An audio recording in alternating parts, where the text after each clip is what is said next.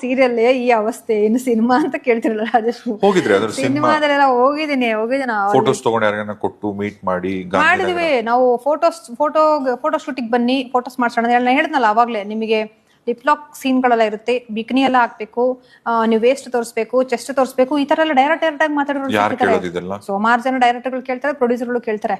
ಅದು ಸ್ವಲ್ಪ ಅದಾದ್ರೆ ಆ ಸೀನ್ಗಳನ್ನ ಹಾಕಿದ್ರೆ ಜನ ರಿಪೀಟ್ ಆಗಿ ಆ ಸೀನ್ಗೋಸ್ಕರನೇ ಥಿಯೇಟರ್ಗೆ ಬಂದು ನೋಡೋರಿದ್ದಾರೆ. ಅದಕ್ಕೆ ನಮಗ್ ಬೇಕು, ಅದನ್ನ ನೋಡ್ತೀವಿ, ಆ ತರ ಸೀನ್ಗಳು ನಮ್ಗೆ ಬೇಕು ಅಂತ ಕೇಳೋರಿದ್ದಾರೆ. ಅವರು ಆದ್ರೂ ಅದೇ ಗಿವ್ ಅಂಡ್ ಟೇಕ್ ಪಾಲಿಸಿ. ನಾನು ನಿನಗೆ ಇಷ್ಟು ದೊಡ್ಡ ಮೂವೀಸ್ ಕೊಡ್ತೀನಿ, ಹೀರೋ ಜೊತೆ ನಿಲ್ಲಿಸ್ತೀನಿ, ಆ ಪ್ರೊಡ್ಯೂಸರ್ ಜೊತೆ ಕೆಲಸ ಮಾಡಿಸ್ತೀನಿ, ಇವನ್ ಜೊತೆ ಮಾಡಿಸ್ತೀನಿ, ಸೊ ನೀ ನನಗೇನ್ ಕೊಡ್ತೀಯಾ, ನೀ ನನಗೇನ್ ಕೊಡ್ತೀಯಾ ಅಂತ ಕೇಳಿದ್ರು ಬೇಕಾದಷ್ಟು ಜನ ಇದ್ದಾರೆ ಇಂಡಸ್ಟ್ರಿನಲ್ಲಿ. ತುಂಬಾ ಜನ ಆತವ್ರು ಸಿಗ್ತಾರೆ. ಕೆಲವು ಹುಡುಗಿರು ಇವಾಗ ನಾನು ಎಲ್ಲದಕ್ಕೂ ರೆಡಿ, ನಾನು ಏನ್ ಬೇಕಾದ್ರೂ ಮಾಡ್ತೀನಿ, ನನಗೆ ಅವಕಾಶ ಬೇಕಷ್ಟೇ ಅಂತ ಹುಡುಗಿರು ಇದ್ದಾರೆ. ಸೊ 2 ಕ್ಯಾಟಗರಿನೂ ಇದೆ ಇಲ್ಲಿ.